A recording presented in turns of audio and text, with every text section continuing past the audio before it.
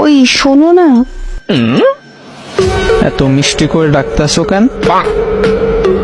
ভালো করে ডাক দিলাম তাও সহ্য হইল না। না মানে কোনো কারণ ছাড়া তো আর এমন ভাবে ডাক দাও না, তাই আর কি। ও আচ্ছা, এবার বলো, কি যেন একটু বলতে চাইছিলা? শোনো তাহলে, আমরা বিয়ের পর যখন এক ঘরে থাকবো তখন কি পরবো আমি?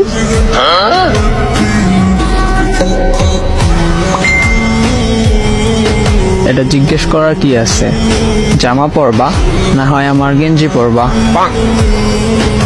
তুমি বলো আমি কোনটা পরবো। আরে পরো একটা জামা বা গেঞ্জি। তোমাকে বলতে বলছি।